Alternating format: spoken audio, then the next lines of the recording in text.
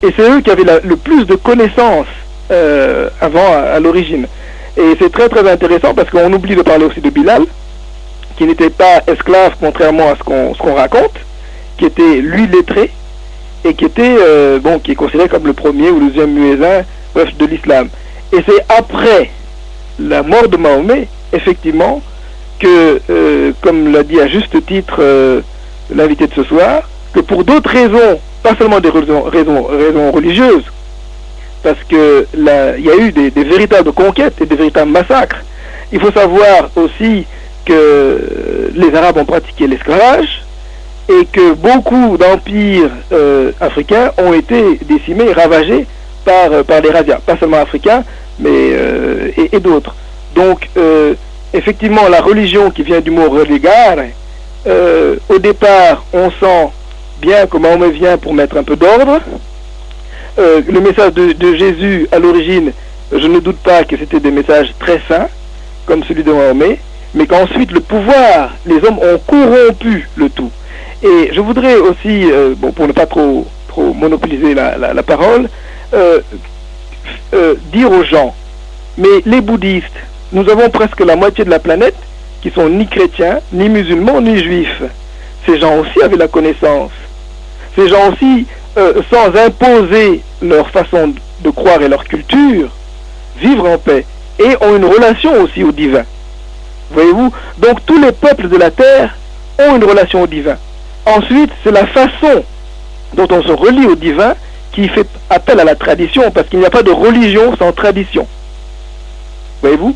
Donc ce sont les traditions, par exemple les traditions arabes, et peut-être un peu perses, qu'on retrouve dans l'islam. Ce sont les traditions romaines, parce que c'est les Romains qui ont imposé ensuite le catholicisme, qu'on retrouve dans le catholicisme. Voyez-vous? Or, les anciens peuples, les peuples comme les anciens peuples africains qu'on dit animistes, paganistes, ont une connaissance et une relation au divin qui est, si on fouille, qui est extraordinaire. On le retrouve chez les Amérindiens. Et je peux vous dire une chose, on peut faire toute une émission pour vous montrer la correspondance des textes chrétiens avec les textes égyptiens pharaoniques. Parce que, je suis dans un groupe avec des gens qui lisent les hiéroglyphes, on va aux sources, on va vraiment à la source. On peut vous donner plein d'exemples. Et chez les Africains anciens, par exemple, la femme ne naît pas de la côte d'un homme. Dieu crée la femme et l'homme en même temps. Et c'était des religions, c'était une culture, une philosophie matriarcale. Il n'y a pas de dominance de l'homme par rapport à la femme. Et il est très intéressant quand on lit le Coran, parce que j'ai lu le Coran, j'ai lu la Torah, j'ai lu aussi la Bible.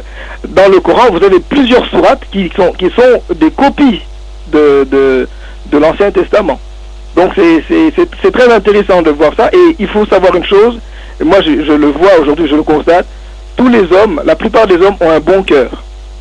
C'est la politique et les religions, les notions de pouvoir pour diviser, pour régner, qui rendent les gens comme ils sont. Mais les gens, au départ, ils ont un bon cœur. Voilà ce que je voulais dire, et que nous sommes tous issus de la même graine. Oui, Mohamed, il veut parler avec vous. Parce que moi, j'étais juste parti sur une petite conclusion. Oui. J'étais pas reparti pour ouvrir un autre sujet, qui est somme toute fort intéressant. Donc, déjà, je maintiens ce que j'ai dit tout à l'heure par rapport à la nature totalitaire. Il peut y avoir totalitarisme que s'il y a civilisation. Donc à partir du moment où vous avez dit qu'au départ il n'y avait que des tribus, il ne pouvait pas y avoir de nature totalitaire, on ne pouvait pas en constater une nature totalitaire. Ça c'est le premier constat. Deuxième constat, sur le problème des sources, on peut citer des commentateurs qui dénient toute authenticité à un certain nombre de sources, sur un certain nombre de hadiths, et on sait qu'il y a une hiérarchie entre les hadiths. Donc déjà il faut partir de ce principe-là.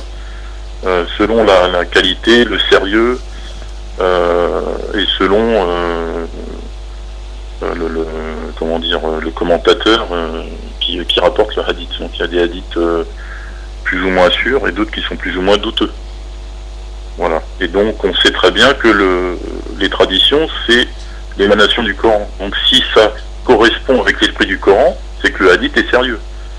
Je pense que si on était parti sur ce concept de compatibilité des hadiths avec le Coran, je pense qu'on n'aurait pas pu en arriver à une discussion sur les sources qui est un peu casuistique. Ensuite, pour ce qui est du bouddhisme, on ne peut pas comparer le bouddhisme aux religions révélées, puisque ce sont des religions individuelles. Donc c'est sans objet. Pour les religions anciennes, c'est la même chose. Je peux dire, faire des correspondances entre des religions anciennes et la dernière religion révélée, c'est à mon avis sans objet. Ah, non, le fait que l'islam évoque... Non mais attends, laisse-moi finir, parce que là je t'ai écouté, moi ça fait plus d'une demi-heure que j'écoute tout le monde. Donc le fait que l'islam évoque des versets de la Bible, mais ça c'est tout à fait normal, puisque l'islam n'a jamais prétendu fonder une religion nouvelle.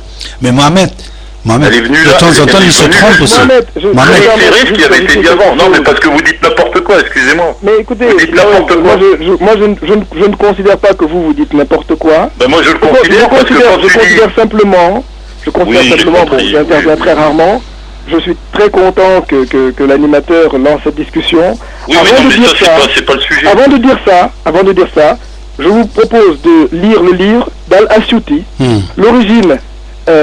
Oui, mais moi, Al-Asyuti, moi, il m'intéresse pas. De l'islam. La vérité est dedans, Al-Asyuti, il faut le lire. Donc, lisez ça. Vous savez, je vais vous dire une chose. Ibrahim, vous savez ce que ça veut dire, Ibrahim? On va parler de pas de relation. Ib, c'est le cœur chez les anciens égyptiens. Ra, c'est le soleil, c'est Dieu. Et Im, c'est dans. Ibrahim, ça veut dire Dieu est dans son cœur. Vous savez ce que veut dire Marie? Marie, ça vient de Méri. Vous savez quand on dit Méri Amon, ça a donné Myriam, ça a donné Mariama. Ne dites pas que les gens sont des ignorants. On étudie comme vous. Et on peut faire une émission, vous allez rester baba. Parce que